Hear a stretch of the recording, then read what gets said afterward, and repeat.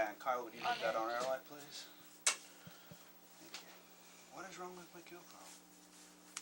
Well, yes, we're not getting GoPro this week. Yes, we're done with GoPro this week. Oh, yeah, it's Jesse. Jesse can. So on Jesse, yeah. Steve, Okay, 18 seconds to air. Kyle, will you count us in, please? Okay. 12, 11, 10, It's going to be a 9, fade. 8, It'll be a fade all. 7, 6, 5, 4, 3, 2, 1. Fade all. Hi everybody, I'm Magna. And I'm Miriam. On this week's show, we have information about the teacher contract negotiations and student recognition. We also have a story on life after high school and Christmas trees for sale. And stay tuned for sports results and the weekend weather. This is JDTV News.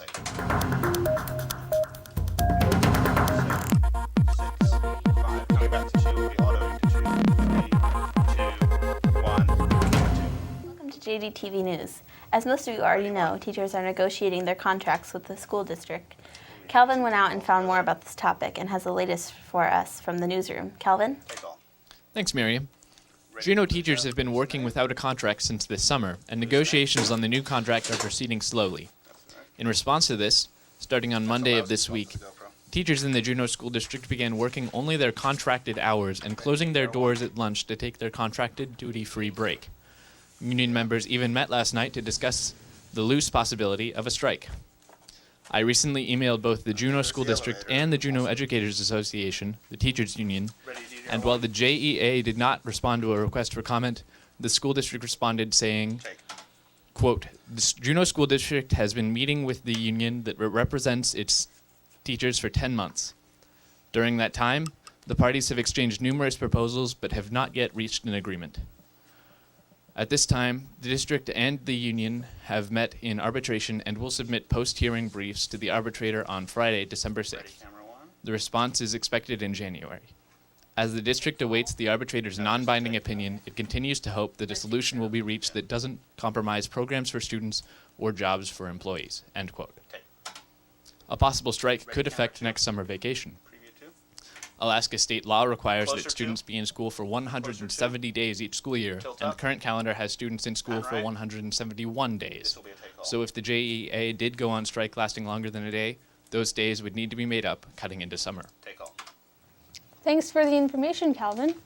Moving on, tomorrow is CARES Super Saturday from 9 to 12. Students can come in and get help from teachers on specific subjects in preparation for finals week here at JDHS.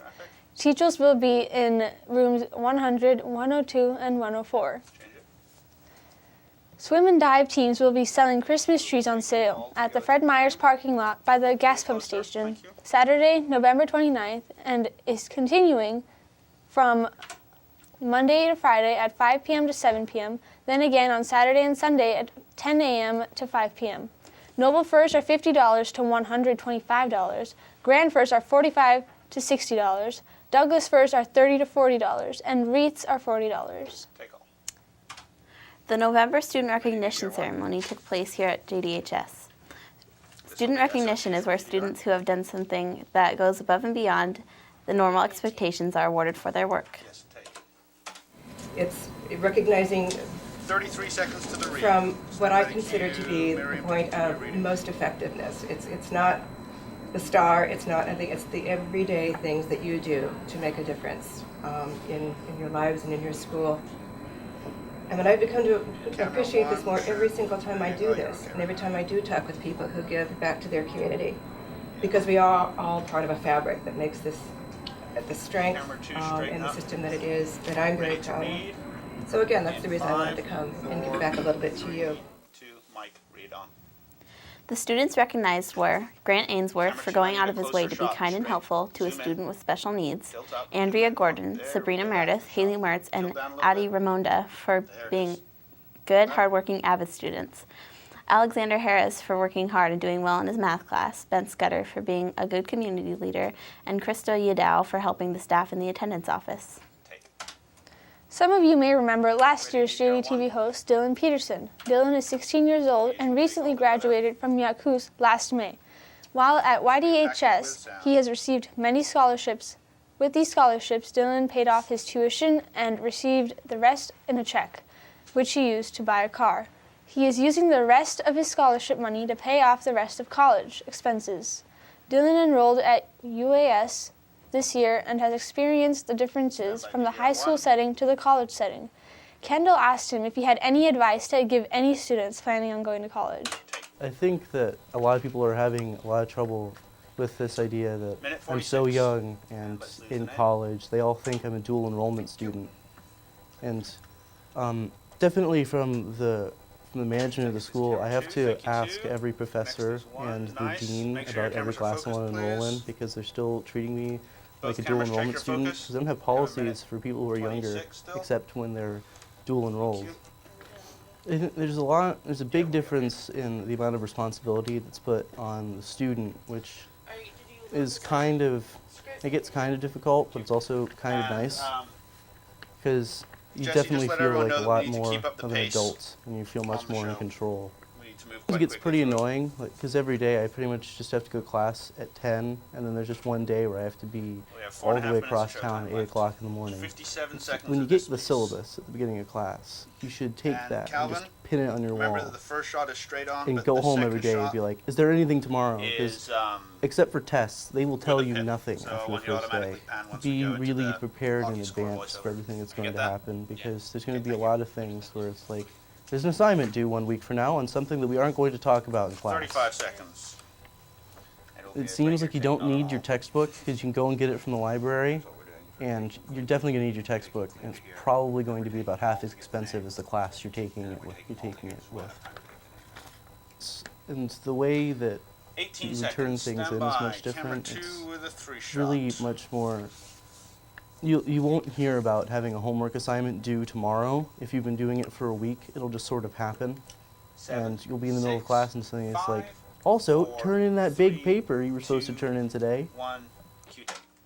Wow, that's impressive. I hope that advice helped you if you were planning on going to college and helped you know what to expect. Now on to sports. Keegan? Thanks, guys.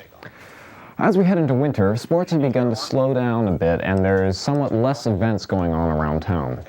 First up on sports, or really only up on sports, we have the hockey game that happened way back on the 23rd of November, where JD played Hutchinson and won with a score of 4-0.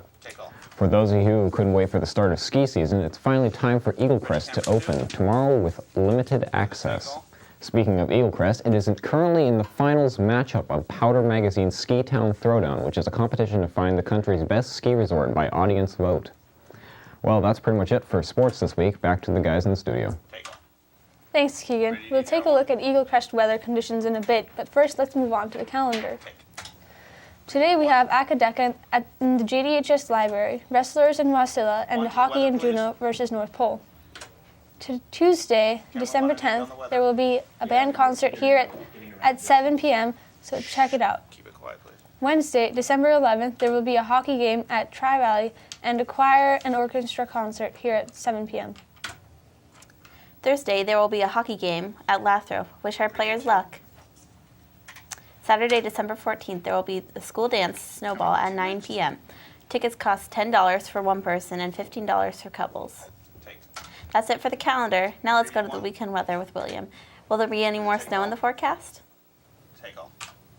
Thanks, Miriam. There's some snow in the forecast, but after a drier weekend. This Saturday will be partly cloudy with a high of 28 and a low of 21. And also this Sunday will be partly cloudy with a high of 30 and a low of 27. And on Monday, we should be getting some snow and warmer temperatures of a high of 39 and a low of 30. As Keegan mentioned, Eaglecrest is opening this weekend, with the first day tomorrow, Saturday, the 7th, with only the porcupine chair open. Behind me is a view of the beginner slopes as of this morning. As of Monday, there were 11 inches of snow at the base and 37 inches of snow at the top of the mountain. They'll need a bit more before they can open the upper lifts. That's it for the weather. Back to you, Meghna. Thanks, William. That's all we have time for today. Don't forget to check out our website at jdhsvideo.org, where you can see cool behind-the-scenes video. Also follow us on Twitter at JDHS Video. Have a fantastic Friday, everybody. Bye. Bye. Take TD run. The external. Use auto to go there. 5, 4, 3, 2, ready black, 20 seconds. Man, everyone really accelerated on the end there. Should I preview black? Yes, preview black, please. Studio clear, 12 seconds on black. 9, 8, 7, 6, 5, 4, 3, 2, fade black. And off air. Good job, everybody. Studio's clear. Honor light. Yeah. We're done. Excellent show, everybody. Really good show. Gosh.